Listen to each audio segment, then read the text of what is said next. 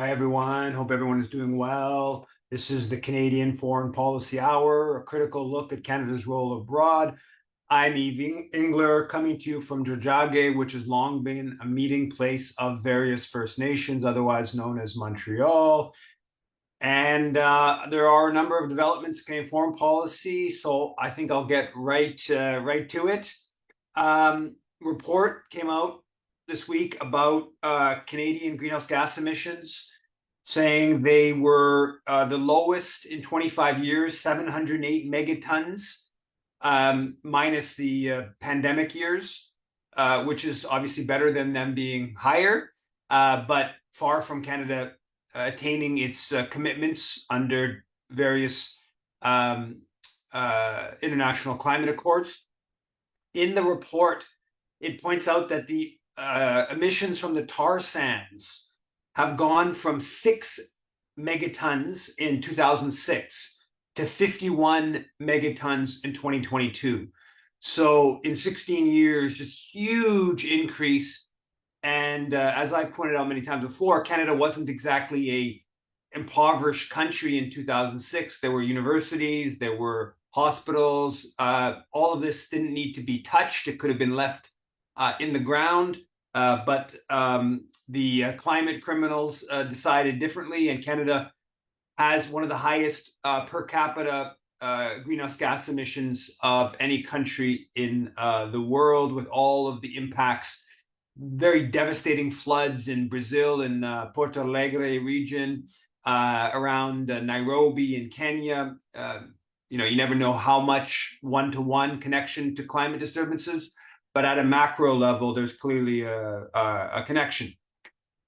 The business press reported on Barrick Gold, Canada's biggest gold company, about their continued deaths at their mines. So there've already been 2 deaths at Barrick Gold mines this year in the first quarter. There were 5 in 2023, 5 in 2022, and I think it was 2 or 3 in each of the years before that. So every year, 5 people dying every year at Barrick Gold mines is pretty horrendous. Even though the company has committed to dealing with the deaths. The worst one is at the North Mara mine in Tanzania, where the police they pay for repeatedly kill people looking for small pieces of gold dust. And of course, Barrick has been defended and supported by Canadian diplomats, Canadian Export Development Canada, etc. The Canadian Dimension published a piece about titled "In Blow to Canadian Mining Companies, Ecuador Rejects International Arbitration." I mentioned this about the referendum in Ecuador. People voted against by a strong majority, 2-1, against changing the rule of the constitution, essentially, that had made investor-state dispute settlements contrary to Ecuadorian law. And the Canadian government has been pushing that in its trade negotiations. And of course, Canadian mining companies, which are the biggest players in Ecuador, want this to give them one more tool among a slew of tools, of course, to protect their profits and their interests in the country. So that's a small victory against predatory Canadian mining companies, but I would say also a small victory against so-called neoliberalism and the strengthening of capitalist power globally, in this case, in Ecuador. The New York Times published a front page piece, I think it was on Thursday or Friday, all about the gangs in Haiti, big front page piece. And a common narrative, if you listen to anti-imperialist voices from Haiti, is that they hype up the insecurity, the gang situation, and then, of course, they minimize the role of the US, Canada, and other foreign forces in the country. And this New York Times was I thought, a kind of perfect illustration of that. Front page, big article, gangs, insecurity, everything's going to shit in Haiti. And then on page 10 or 12, where the front page story ended off, big part of that page as well. They have along the bottom of the paper, they have a story titled "Airlift Begins to Support Security Mission in Haiti." And basically, that the U.S. is, according to one other story, 100 different flights by the U.S. military into Port-au-Prince in coming days, bringing stock, preparing for this Kenya-led mission to Haiti. And so the New York Times kind of stories very much were preparing the groundwork to justify why the U.S. should be sending these military planes, preparing for this foreign invasion and occupation, depending on how you want to frame it, into Haiti. And also, I should say, the Globe and Mail on Saturday, they kind of did a little bit of the same kind of thing. Front page talks about the insecurity situation in Haiti, and then they have 2 full pages in the middle and a third page devoted to these photos of sort of gangster-looking, this sort of young black men with guns, kind of faces covered, kind of thing going on. And this is not at all to deny that there is this genuine security problem in Port-au-Prince, and there is in Port-au-Prince specifically. I'm not sure it's how generalized it is in the country, but serious, definitely in Port-au-Prince. At least now the overwhelming thrust of the Globe piece was basically the same kind of gangs are out of control, we need foreign mission.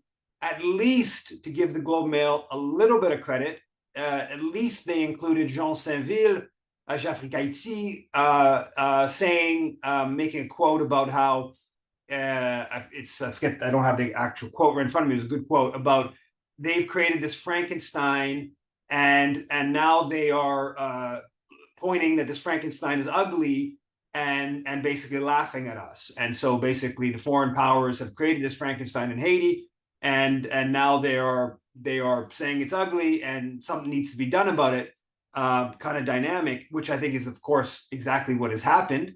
But so the mission is, they're preparing, and they're going to be Kenyan troops or Kenyan police, and then 6 or 7 other countries. Looks like the full number is around 5,000 or 6,000. I think the number I saw, it's going to be multiple thousands of Benin, Barbados, Jamaica, I think Bahamas, Kenya, of course, and there was Bangladesh. I think of the 6 countries I've seen that look like they're going to be all sending either police or troops. And the Haiti Liberté has a piece from Travis Ross. He's based here in Montreal, a 3-part series on kind of current state in Haiti.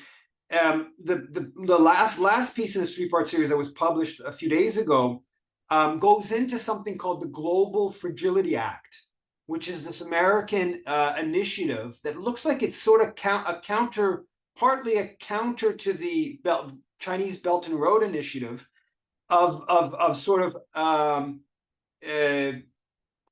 fragile countries and American military power and maybe some reconstruction kind of dynamic. And he's basically saying that this Global Fragility Act, that Haiti is going to be the test case, and that part of what this is all about is that, of course, Haiti still recognizes Taiwan.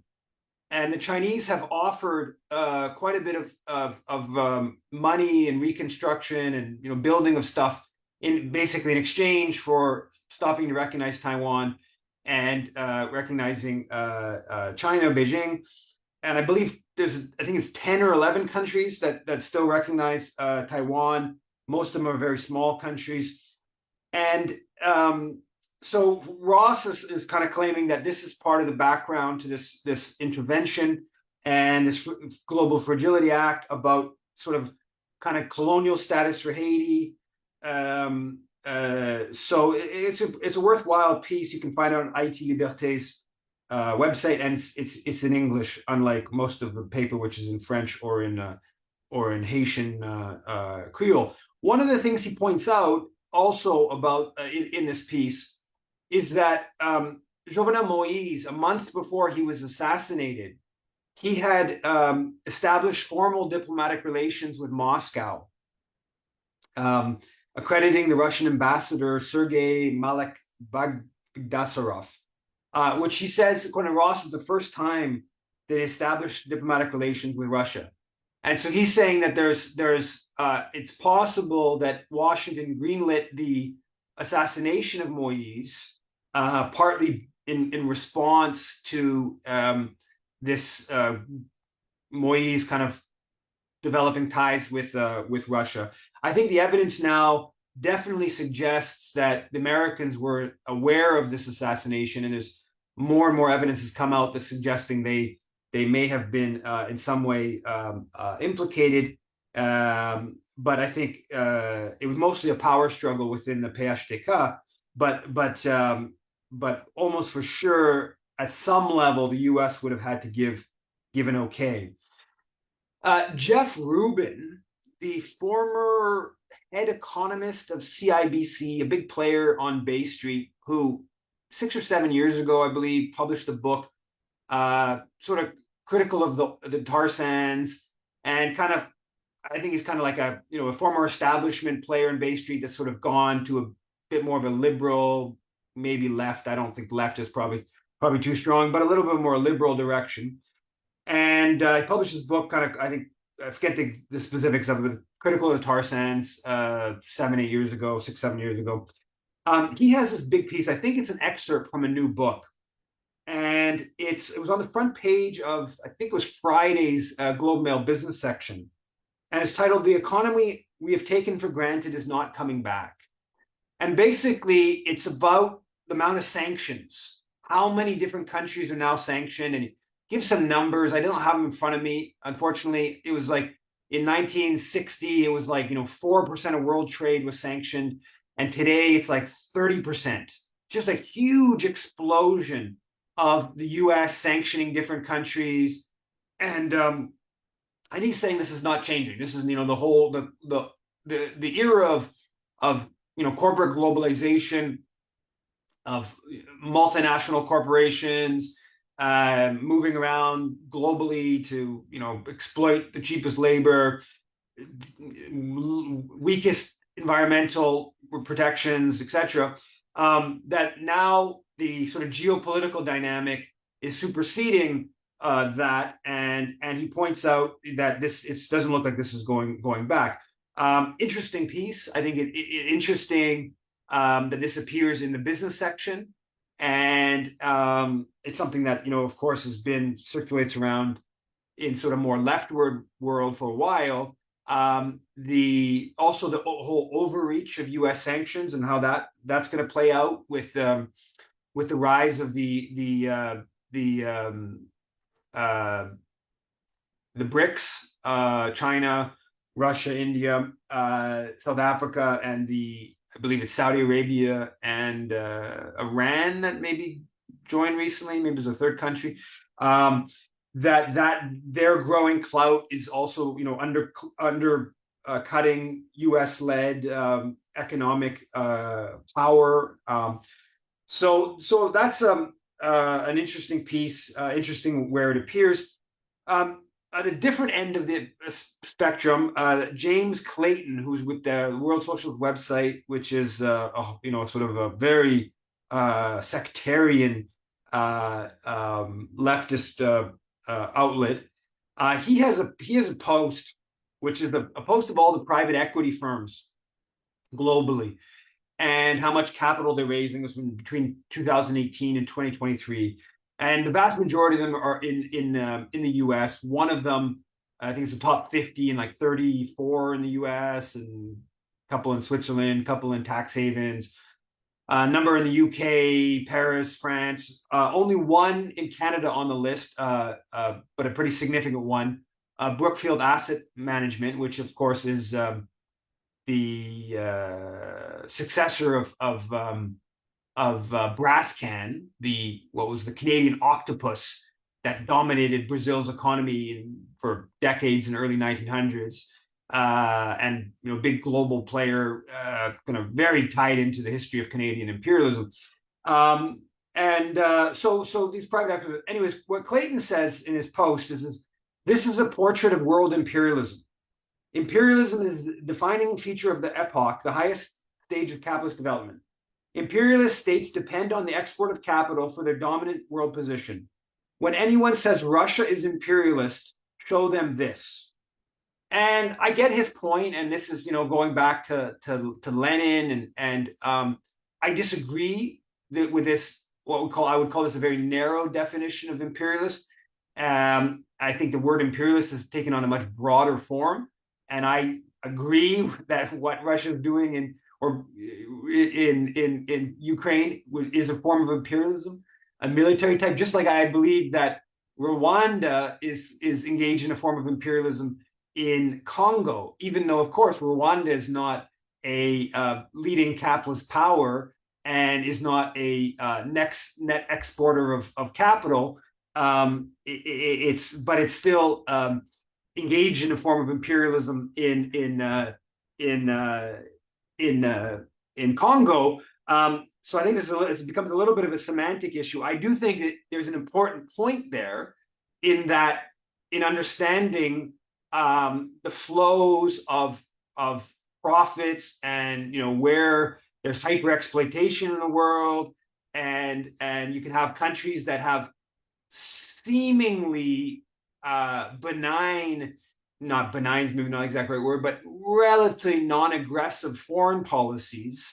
A country like Sweden might be viewed that way, but that in fact are towards the upper echelons of a global hyper exploitative global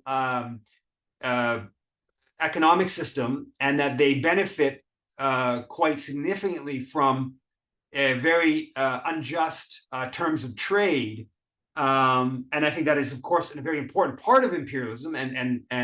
But I think that defining it that way is a little bit I don't know, problematic, if that's the right word. On the note of Russia, Ukraine, and that this it's very clear that Russia is really on the move now. In Kharkiv, they're capturing a whole bunch of villages, and clearly the Ukrainians are on the back foot. It's not clear how much of this is part of a broader plan to actually capture Kharkiv, the second biggest city in the country, or if this is partly a way to force the Ukrainians to divert their real lack of soldiers to defending an area, and that the goal is really to just expand more in the Donbass, and potentially even further south, maybe even all the way to Odessa. But clearly Russia is gaining, and I don't believe this is going to shift in any significant way. In fact, I think Russia is going to probably continue to gain. It may be slow, but they will continue to gain, no matter how much the weaponry. Obviously, the weapons will help. That the U.S. and Canada announced another $76 million to support Germany's immediate action on air defense initiative for Ukraine. A couple of days ago, they announced another $76 million for supporting that. We're seeing a situation, I mean, I've talked about this a few times, but there's just more. Ukraine, their reaction to losing on the battlefield is to be more and more kind of audacious and bold in hitting targets inside Russia. And that, of course, is part of this whole cycle of escalation that further legitimates, from the Russian perspective at least, being even more aggressive, blowing up even more energy, and potentially escalating to something even more dangerous. On a more positive note, with regards to NATO, Elizabeth May, the Green co-leader, put forward a petition in the House of Commons from constituents, I believe, calling for Canada to withdraw from NATO. There's very little space in the dominant politics for such a thing, and I guess bravo to Elizabeth May for. I'm sure she's not going to, put much emphasis on it, but bravo to her for at least sponsoring the resolution to the House of Commons, and people should try to sign that. The Parliament, on a different note, in Parliament, they voted unanimously a couple of days ago to put the Iranian Revolutionary Guard Corps on the terrorist list. So there was no dissent in the House of Commons. I think it was 327. That means there would have been about, I think it's like, I can't remember how many MP. We still at 338, or that I believe that was increased. Anyways, a handful at least of MPs weren't there. I don't know if any NDP MPs didn't show up, but it's pretty remarkable that you get unanimous on this. But this is where we're at. The UN had a resolution Palestine recognizing Palestine, and it passed 143 to 9 on Friday. So very overwhelming. I think it was 24 countries abstained. Canada was one of those countries that abstained, which is pretty embarrassing. I mean, it's obviously not as bad as voting against it.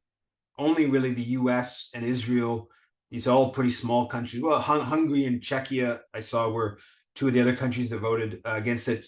But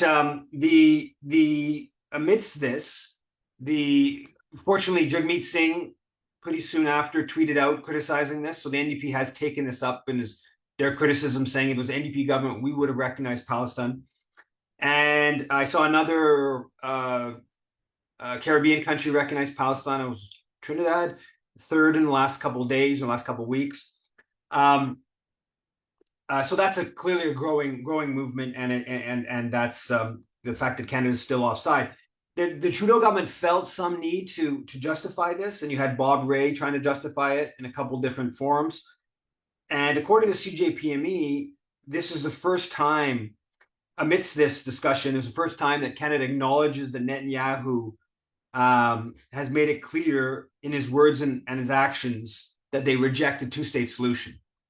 So the Trudeau government now is coming out, admitting publicly, saying we disagree with Netanyahu, who's opposed to the two-state solution for whatever that is worth. There was a big kerfuffle this week about Ottawa and raising the Israeli flag, and they said they weren't going to do it because it was going to be protests and there was a security issue, and there was a big brouhaha about that. And now I believe the mayor has said they're going to raise the Israeli flag, and Toronto's progressive mayor, Olivia Chow, has also agreed to raise the Israeli flag. So amidst all this horror, these cities are going to be raising the Israeli flag, just totally unconscionable kind of stuff.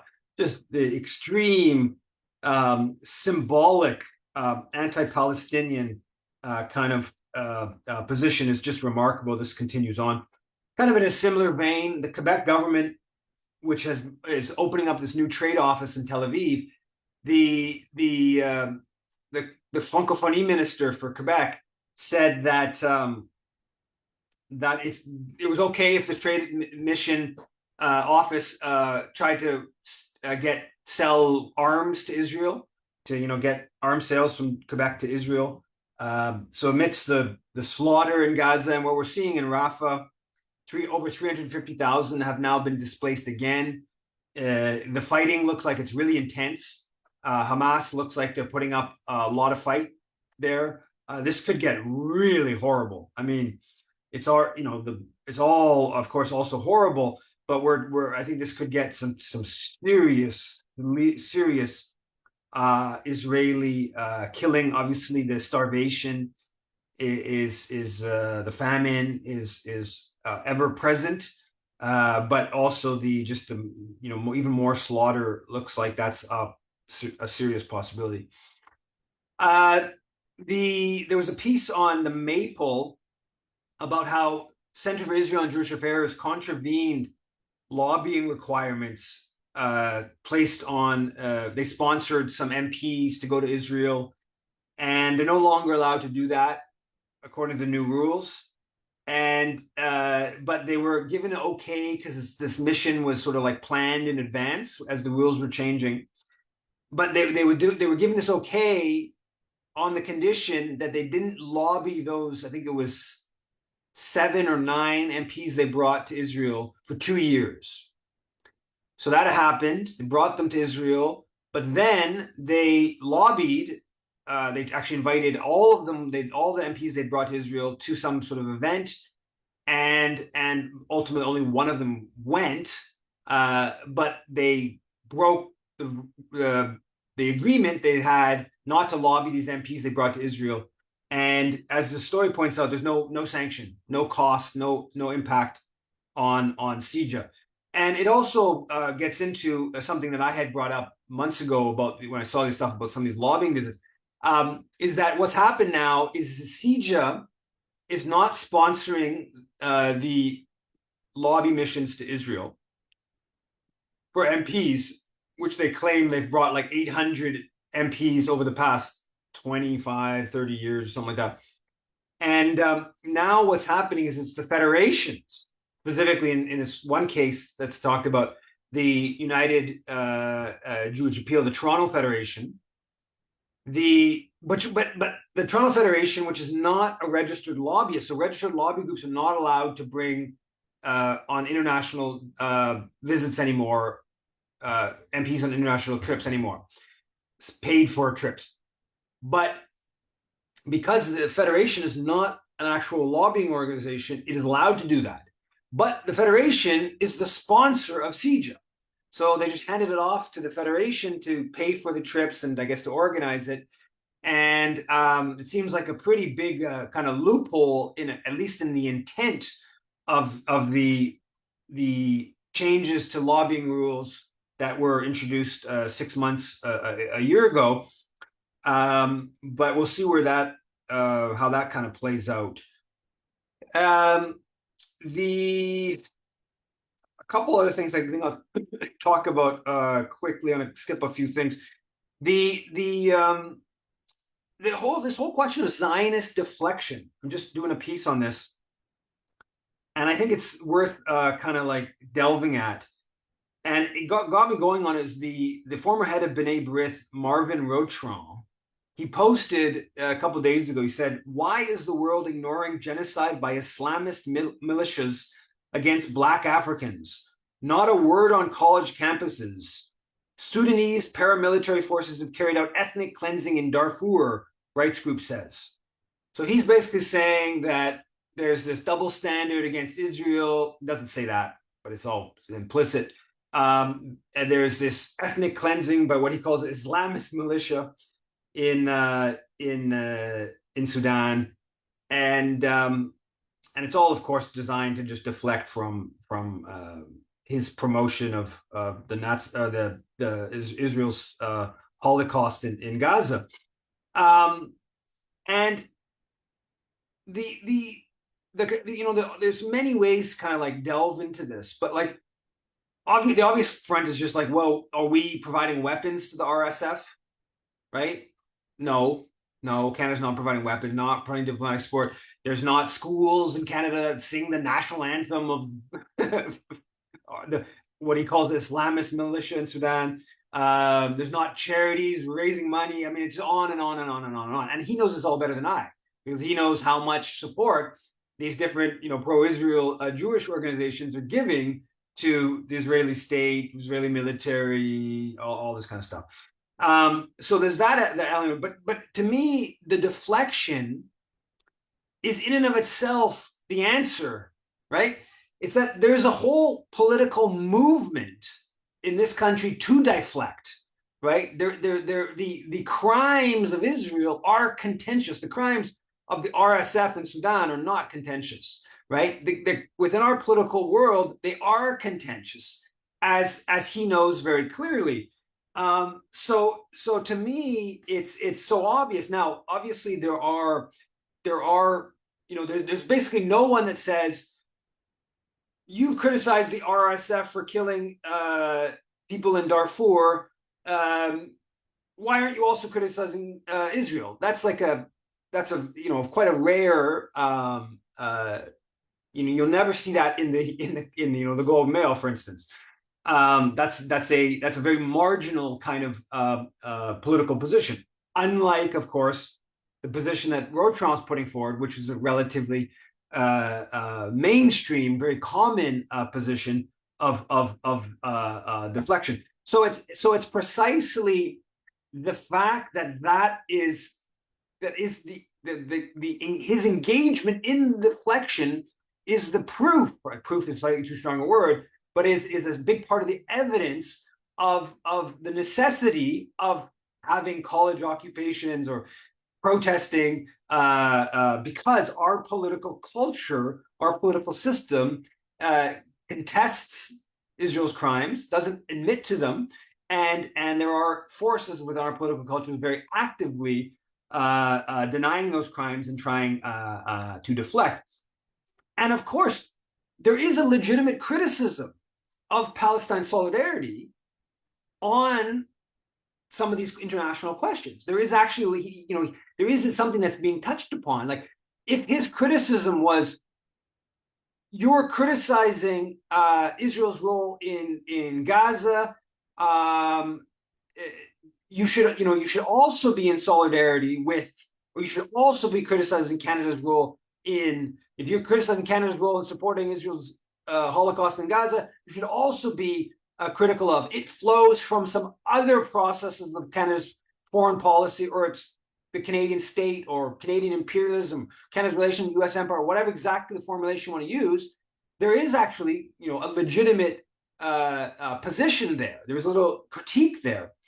And it's not with regards to Sudan. It's not with regards to Sudan. The Sudan one is interesting. I think the reason they're starting to pick this up, and you're starting to see the Zionists raise this one, and they go back previously with Darfur, they were into that because he wants to frame it as Islamist, it's the Arabs. So there's that element. And it's also not problematic geopolitically for the US empire. Now, there is, the one that I think is the one that we should be more kind of talking about is actually in the Congo, right? And connecting, what Canada's doing in supporting Israel's onslaught in Gaza to Canada's support for Rwanda, Paul Kagame, the M23, and their horrible violence in Eastern Congo. And now apparently the story I saw said they're saying there's 2.7 million people that have been displaced in Eastern Congo over the past, I guess it's about 2 years since this new wave of Rwandan-backed violence. So there is a broader kind of imperialism question that we should be talking about, or Canadian foreign policy question that you can make a critique of some elements of Palestine solidarity around. Anyway, so I think that whole deflection issue, I find that's an interesting one, and I find that some people on the left don't seem to be very well equipped to actually respond to that. And I'm kind of a little surprised about it. And to me, it goes right to the heart of, like, where do I focus my energy, right? What's happening in Sudan is very bad, right? The human toll is really quite significant, but there isn't really much of a Canadian connection. And in fact, my reading of it, which is not like a deep reading, but it's really a both sides are bad kind of situation. And it was a popular revolt that really moves things forward, and unfortunately the men with guns weren't weakened enough, and the men with guns then divided, and the men with guns have then made life very difficult for much of the country. So there's that.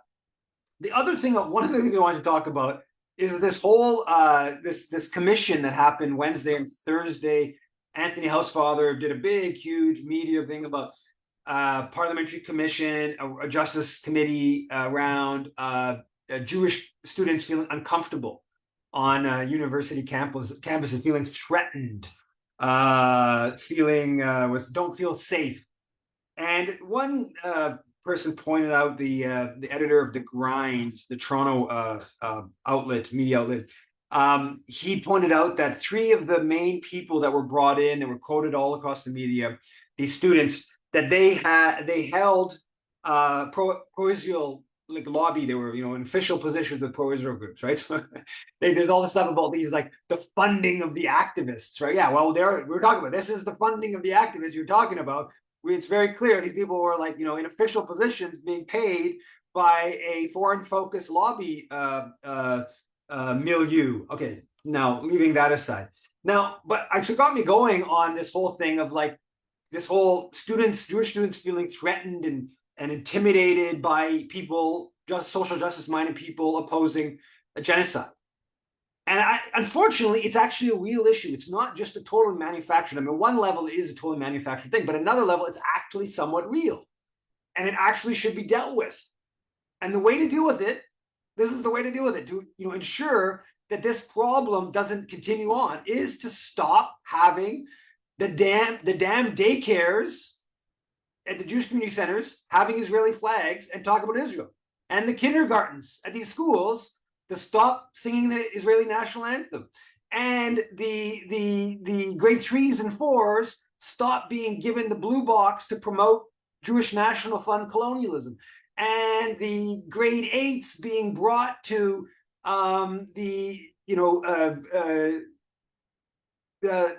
pro-Israel rally in Montreal that's happening tomorrow, the Israel Independence Day, and the grade 12s at the Tannenbaum Chat high school, the biggest private high school in the country, being given that book by the Noah Shabiti, or the official state propagandist for Israel, and being brought to Israel on this solidarity mission. There is a real problem among many Jewish community institutions with engendering a sense of Zionism that is going to lead to them going to university and feeling, quote unquote, threatened or unsafe when people are opposing Israel committing genocide. This is an issue that should be dealt with at its root. And this committee of parliament and Anthony Housefather should deal with this issue at its root, which is to de-Zionize the Jewish schools, the Jewish camps, and a whole series of different Jewish community institutions that are creating young people who actually do feel unsafe. Again, I don't think it's all a put on. I think it's partly a put on, but partly is real. They genuinely do feel unsafe when people say stop genocide in Gaza. And so how do you deal with this? Well, let's get at what is engendering that kind of, call it a psychosis if you want, of these young people. In that vein, I published a piece. I talked about this last week, I believe, about Tannenbaum Chat, which is the largest private high school in the country, a Toronto private Jewish school that's just crazy Zionist. And I've written about it a bit previously, but the most recent piece was about the solidarity mission they just sent to Israel, where 36 students went there to cook, to barbecue, in their words. They boast about this, barbecue for Israeli soldiers on an army base. That's what they're doing. That's what they did in early March, right? Amidst 14, 13, whatever thousand Palestinian children killed, they were barbecuing for the genocidaire, amongst a whole slew of other things, crazy pro-genocide things they've done in recent months. I published this piece on Mondoways. It got quite a bit of circulation. Now, this one former student from Tannenbaum Chat, Amir Fleshman, he quote tweeted the piece with some of his experience, and I'm just going to read a little bit of what he posted. He was at the school 13 years ago. He says, they recruit West Bank settlers to come teach in Canada for 2 or 3 year stints. A teacher described to me without an iota of shame how during the 1948 Nakba, his grandfather climbed on the roof of his house, fired a rifle into the air, and expelled all the Arabs from the village. The principal had as his personal friend Melanie Phillips, a British crypto-fascist, give a speech at the school about how Muslims could never live peacefully in the West. I was the only person who didn't participate in the standing ovation. No surprise then that a student in one of my classes made a comment some other time implying that all Muslims should be kicked out of Europe. I lost my cool at her. Nobody else seemed to think that comment crossed the line. They once had a person give a pro-Palestinian presentation to a class. Finally, I thought, we can hear from the other side. Nope. It was a fake out presentation to, quote, expose the lies of those who support Palestine. This is all in addition to the usual cliches Zionist institutions tell you, that the Palestinians left in 1948 of their own accord, that the Palestinian people don't exist, that the Palestinians never miss an opportunity, that the IDF is the most moral army, and he goes on to a bit of other stuff. This piece, his posts on Twitter, it went viral. It had 2,300 retweets, 1.3 million impressions. Clearly, it hits a nerve, right? Him talking about his experience at this Jewish fanatical school. Really, again, biggest private high school in the country. Something like 1,200 people. They claim they sent 700 students to Ottawa for a pro-genocide demonstration on December 4th. 700 students. This is unbelievable. So this clearly hit a nerve. This school needs to be exposed. It also, according to the data that Karen Rodman from Just Peace Advocate compiled, they've received $300 million since 2000. $300 million in donations, registered charity, that they've provided tax receipts for, and 60 million from other charities. So that's 360. And depending on the tax bracket, and probably it could be conservative to put it at a third, that would be more than 100 million in public subsidy. Probably because it's the people donating or, seriously wealthy individuals who probably the tax bracket could be as high as 45%. But that's over 100 million just at 33%. So this is, a huge amount of public money going into this school. Totally odious, totally odious affair. I wanted to also talk again, just briefly mention the fascism and racism we see from the Zionist movement. We see the Friends and Simon Wiesenthal Center promoting Vaughan, the suburb in Toronto, passing a resolution prohibiting demonstrations within 100 meters of places of worship and other vulnerable, as they put it, another vulnerable community spaces. You have some of the racism. Doug Ford about the encampments. He says, you don't come to Ontario, no matter what culture you are, and stir things up. Very clearly, basically saying the Arabs and the Muslims are coming and stirring things up. He also said, protests he called them the most hateful thing he's ever seen in Toronto. people having camps at universities are the most hateful against genocide, against this Holocaust in Gaza, the most hateful thing he's ever seen in Toronto. Unbelievable. Jeremy Levy, the Hampstead mayor, he got this on Saturday. He posts that God Said, the Concordia, totally whack job Concordia prof, total racist Concordia prof. Big long piece about the Palestine demo on Saturday, then the McGill encampment. He's taking his family to go see Lionel Messi play the Montreal FC against Inter Miami on Saturday, and he has to pass by the encampment and the protests and pro-Palestine. Anyways, and then he goes off about how about the demographics, and he says, "Do you think this is going to get better or worse as demographic trends continue in their current forms?" Basically saying the Arabs and Muslims are coming over and they're protesting in Toronto, in Montreal, and da da da da. This is pretty clear kind of racist dog whistle. And Jeremy Levy, right, the Hampstead mayor, again, this is repeated. Now he's just becoming more and more open about this. Retweets this, and yes, agree, this is totally the situation, the demographics, right? It's pretty remarkable. Rick Hillier, the former Canadian head of military, has also this tweet about Islamophobia, which he says doesn't exist. It doesn't exist in Canada, and if it does exist, it's because the terrorists backing. Anyway, so in a kind of similar vein, to segue to the final little bit, on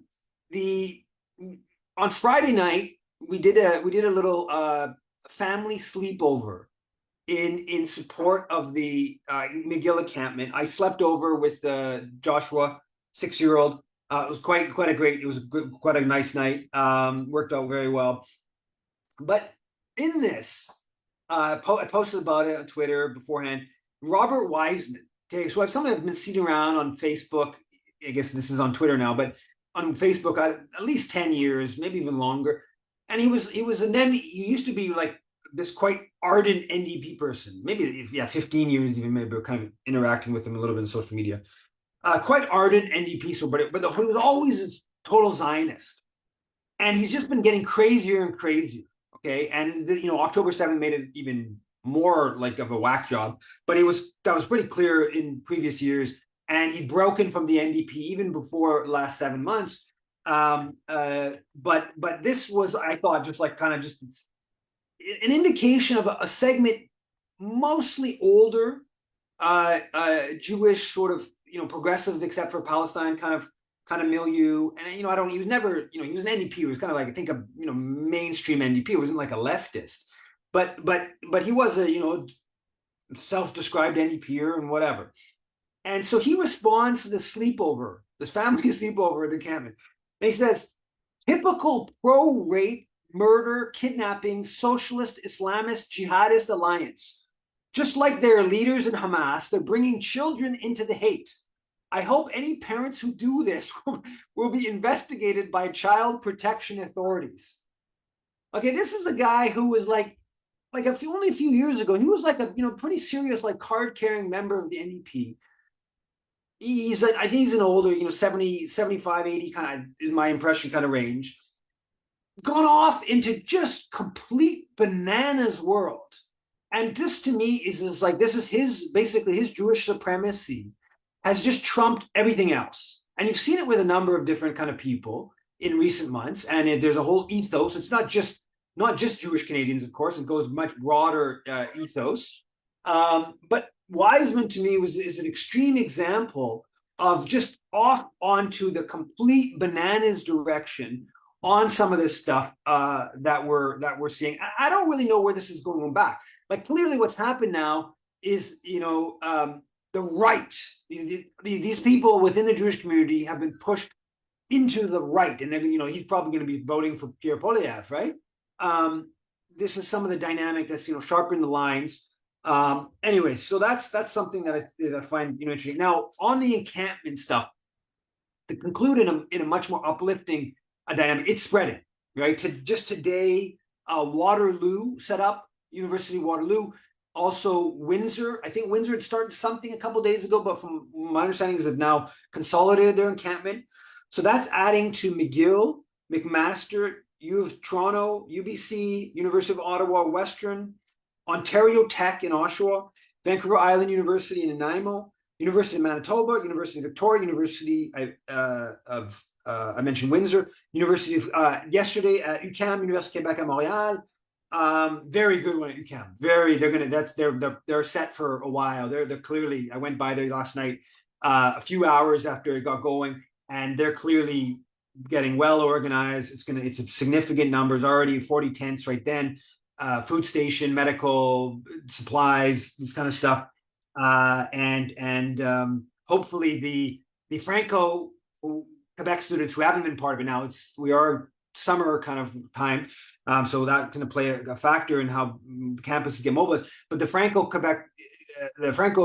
students in Quebec have much, if they get going on Palestine, they have much more dynamic, better organized, more militant, political culture, and you could already feel it at the encampment. And that's in addition to, on I think Thursday and Friday, it was University of Calgary and University of Alberta and Edmonton that set up encampments. Those, of course, got repressed by the police kind of right away. My understanding is that both places a pretty good reaction. Big demonstration in Alberta at University of Edmonton, or University of Alberta in Edmonton, the next day, and lots of heat against the administration, and also pretty significant demo at Calgary. Here in Montreal, they're gone for the injunction. According to the Gazette article, I didn't go down to the courthouse, but according to the injunction, according to the Gazette, should I say, the injunction, the judge seemed very negative towards the arguments that McGill was putting forward. I have no idea where this is going to go. I would presume that McGill would get the injunction, but let's hope they don't. The McGill is in their submission for the injunction. They are saying that they repeatedly pressured the Montreal police to intervene, and the Montreal police have repeatedly said there's nothing, laws aren't being broken. We don't want to do this. That's totally fascinating. There's an interesting discussion about the Montreal police and Palestine demos that we could get into. But so the encampments are growing. We'll see where this is going. It's remarkable. The media, what has happened with, I think probably McGill more than any of the other encampments, because it was the first, and it's McGill and a series of other dynamics. But I'm obviously know the Montreal media scene more than the Toronto media scene. But it's amazing how much attention the encampment and McGill has gotten, and how relatively, not fully, but relatively sympathetic the coverage has been. So, for instance, the Journal de Montréal on the weekend, the Saturday Journal de Montréal, is a 2-page spread in the middle about the companies that they're calling for divestment from. Lockheed, TAL, the French arms company. So, a decent amount of the coverage is actually quite good coverage. Tons of comments about genocide, tons of referencing the student protests as, in light of Vietnam or apartheid South Africa, so putting it in very sympathetic, historical kind of view. So it's and also I should say the encampment, the media had stopped covering the demonstrations, the weekend demonstrations. The coverage of this Saturday's demonstration, which was a little bit unique because it was big, and it was the Nakba, and there was buses from other parts of Quebec, but there was tons of coverage of the Saturday demonstration. Most of the coverage referenced the encampment. So the encampment is also feeding this sort of positive loop of coverage of other Palestine resistance. So this has been a very good, and I got to say, at McGill, they look as strong as they've ever been. I'm not in on the General Assembly. Who knows? You have to know all the internal dynamics. Maybe people are actually tired. I don't know. But from what I'm seeing from the outer layer of being around, is people are strong. Lots of people are sleeping. It's well organized. Got tons of food. They got supplies. There are obviously problems. There's logistical issues that are difficult to manage, but that the overarching dynamic is really strong. Friday night, during the sleepover, family sleepover, and there was a Shabbat. They had a press conference in response to McGill seeking this injunction to oust them, and it was a good 150 people there for this emergency press conference. And it was like 7:30 at night, and there was I don't know, but 6 or 7 different media outlets, right? I held up, Bianca made this placard, 14,000 children killed in Gaza. I held it up kind of just sort of in direction where the cameras were showing, and it appeared nice panning over of the sign on the National, on CBC National, the top item on the National, on CTV Montreal, on City TV Montreal, of this sign. So the encampment is, it's obviously had some specific McGill demands, but it's getting out information about the horrors of what's happening in Gaza in a way that just wasn't, being covered, even, a few, 3 weeks ago. So I think that's gone on for way too long. I'll leave it at that, and I will make, I think I got Yuri go first, and I'll try to make Laura the co-host. Yeah, so I think you can go ahead, Yuri, as I. Okay. Before I get to my questions, I know, Eva, I'm subscribed to the CFPI's newsletter, and I'm very saddened to hear that Bianca is stepping down as director. Is there, so before I get to these specific questions, is there anything we can do to convince her not to step down, to continue being director of the CFPI? No, I don't think there is, but she's still on the board, and she's still going to be, doing some webinars and other forums. So yeah, she's still going to be part of it also. All right. Well, if you're looking for a new director, you can always hire me. Anywho, I have okay. So here are my questions, mostly related to Palestine. I wanted your thoughts on Minpress covered this on their Instagram account. Richard Dawkins, his slander of the Palestine justice groups, and this bizarre phenomena of the new atheist movement.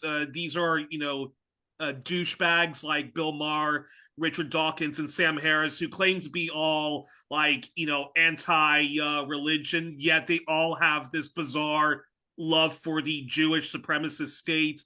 And I wanted your thoughts on there's a new social media activism that's going on, which is boycotting celebrities on Twitter and Instagram who are Zionists or who are cowards who will stand with Ukraine but go through the mental gymnastics of not, standing for Palestine. And I think that's going to that's going to be quite interesting, given that Jerry Seinfeld, he was giving a commencement speech at some overpriced university that both of his kids are studying at, and he was booed. He had people leaving, and he even had like people turning their backs on. And we might have to, and then might have to save this question for another day. But you mentioned Sudan, and I'm curious because you wrote one of the best books about African affairs, particularly Canada's influence in Africa, and what is going on in Sudan and the Western imperial. And the Western imperial angle about it, because I often hear when people are trying to mobilize solidarity, they say, yes, Palestine is important, but don't forget like Haiti, Congo, and Sudan. So Yeah, I don't.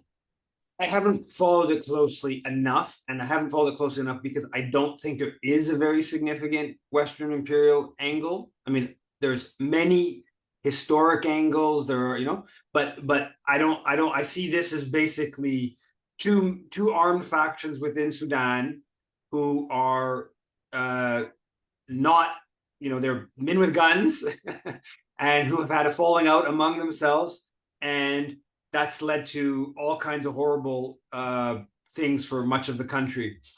And there are, the U.S. has got its hands in different parts, and I know there's arms, UAE and stuff like that. But I think it's not a centrally Western criminal enterprise, and that's clearly the case with regards to Israel and Gaza. It's less so, but still heavily the case with regards to Rwanda in Eastern Congo. And of course, everything to do with Haiti, that's the case in, at a historical level, at a current level, right? So, that's part of it. Now, I think pressuring or boycotting, if you like, celebrities that are Zionists, and I think that's a totally reasonable thing. Obviously, what happened with Seinfeld is good. I would have tried to be even more disruptive of Seinfeld. Seinfeld is, he is totally. I think his politics in general are disgusting. Is my impression, though I don't know that well, but he's totally disgusting. He's a crazy Zionist. That 6 years ago, 10 years ago, wherever, those images of him like practicing going to Israel and firing range with IDF soldier or whatever it was. And then over the last months, and then I saw that his wife apparently gave $5,000 to the GoFundMe of the basically the Kahanist fascists that attacked the UCLA encampment.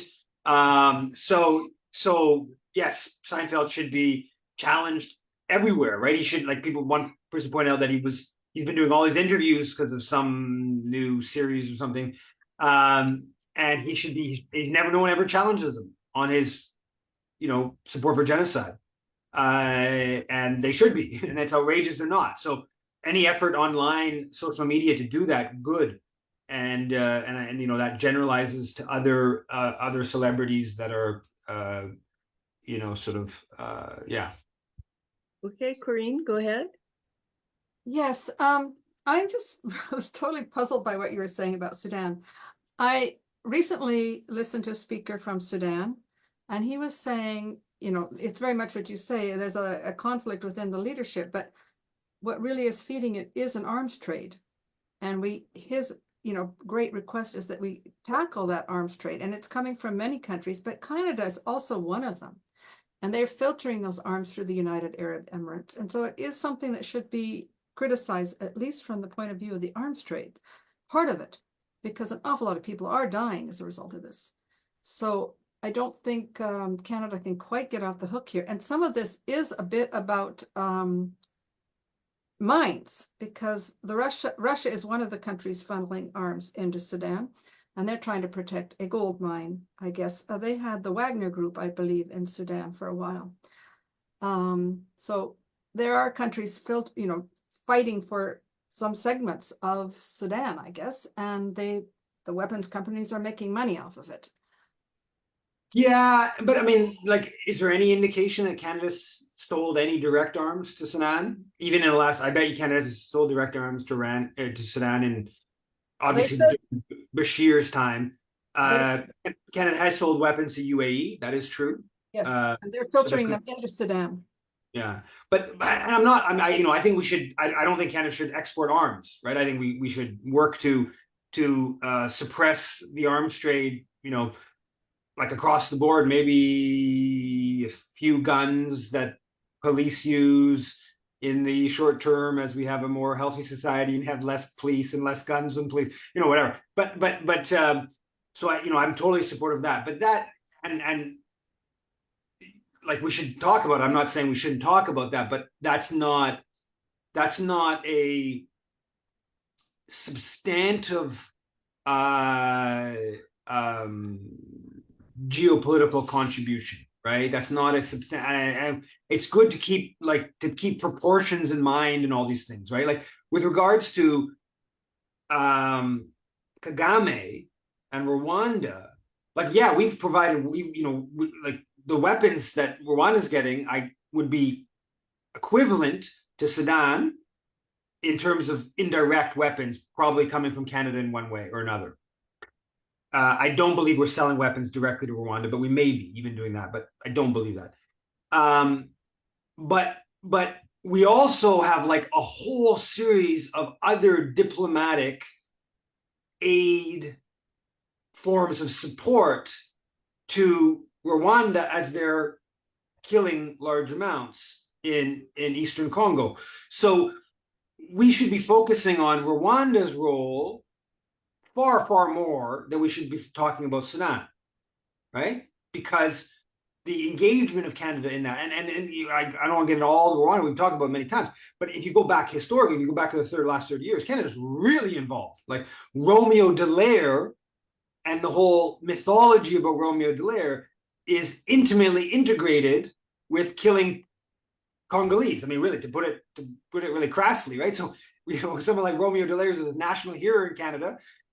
The mythology of Romeo Dallaire has enabled Paul Kagame to kill huge numbers in Eastern Congo. So, if we should be unraveling all that. Now, with regards to Sudan, Canada has a history there, right? There is some history that we should talk about that has contributed at least to the background to the current situation. We send troops to help the British conquer, right? To maintain control of Khartoum in 1884. About 400 Canadians went to go help the British maintain control. Unsuccessful. Later on, Canadian famous Girard, Royal Military College guy, is the one who builds the decisive railroad that allows the British to take control of Khartoum after they lost it in 1884 and 1885 to reconquer it. Then you got you know, in more recent history, you have the whole thing with Talisman Oil and the splitting up of the country and funding all kinds of horrors and, you know, oil company. So there are real like, or when when Bill Clinton bombed in 98 in the pharmaceutical factory, right? And horrible that led to like destruction of all the malaria drugs that led to thousands of people being killed because they didn't have the malaria drug, and Canada supported that, right? So you got some like you got history there that's should be talked about. That's sort of in the background to what's going on now, and I certainly think a webinar, a talk, papers, all that kind of stuff that delves into Canada's role in the arms trade right now and how feeding the fighting in Sudan and stuff like that is all stuff we should be talking about. But I wouldn't foreground that to being that Canada is in any way sort of decisive or substantive when there are other international crime scenes where Canada really is substantive, clear cut, et cetera, et cetera. Okay, Hans, go ahead. Dimitri Lascaris needs no introduction, I believe, to most of the people on this Zoom. I have to announce, sadly, that the cross-country speaking tour that we were hoping to launch tomorrow in Toronto at the Steelworkers Hall has had to be postponed. Oh, you're not. We can't hear you, Hans. Then I am having a poor connection. Okay, it's okay now. That's been flashing on my screen that my connection is unstable right now. To make a long story short, Dimitri has had an opportunity to visit Yemen. And Yemen, as you all know, is a key factor in the Arab world, at least not being so totally. Yeah, would allow Dimitri to just about visit every, as he called it, West Asian country. And when he does launch the tour, it'll be that much more interesting. So that's what I have to announce. Thank you very much. Hans, just to be clear, are you saying you had to cancel his tour because he's going to Yemen? I didn't get that. Oh, yeah. Oh, you're muted. Oh, and now you're muted too, Eve. Everybody's muted. Okay, Hans. I should be all right. Can you hear me now? It's a postponement we're talking about. We just don't know when he'll be back. Oh, okay. So it is because he's going to Yemen. He postponed it. Yeah. Okay. Absolutely. All right. Okay. Thanks. Thank you. Eve, I have a question. Do you have time to answer it? Sure. So it's a little bit of a devil's advocate question, but it was something I was thinking about a lot because this weekend I went to two big universities that had alternative commencements for people who were students who were suspended or who walked out. And one of them was Duke University, where they walked out during Seinfeld's speech. But it's something I've been thinking about a lot because I spent quite a bit of time at the various student encampments and rallies and things. And while it's fantastic, I love it, but it's a very small group. Like, even if you look at this number that walked out of Seinfeld's rally, I would say it was clearly probably under 100. It wasn't, it was the graduation, so they were also protesting the university's policies with respect to Israel. But it was a very small group, and actually I think a lot of that jeering was actually at the students walking out with the Palestinian flag, not just at Jerry. And I've just had this feeling at many other ones too, where you'll get a very small group of 30 or 40, and relative to the student populations, you're talking about universities, some of them that have like 30, 40,000 students. So do you think that we're over, are we seeing what we want to see and seeing something like this being extremely significant, or is it what we want? I often feel we do that sometimes. It's what we want and we're really hopeful, but relative, it's a pretty small. I mean, you start small and grow from there, but I have wondered about that. I mean, I think it's always really healthy to look at things from that way to say, hey, are we, I don't know, drinking our own bathwater or whatever. I think it's both would be true. I mean, I can speak about McGill. Well, so McGill, it's obviously a small number that are camping. But if you look at the resolutions, right, the referendum, in November, 78.7% of the highest turnout, which I should point out was only 35% of undergrads voted. That's the highest in its history of the SSMU for a referendum. So it's still not even half, but it is the highest in its history. They voted for this divestment resolution. So, and 18 months before that, 70 point something, I think it was 71% voted for, and much about 18% turnout, I think it was, voted for this similar kind of resolution.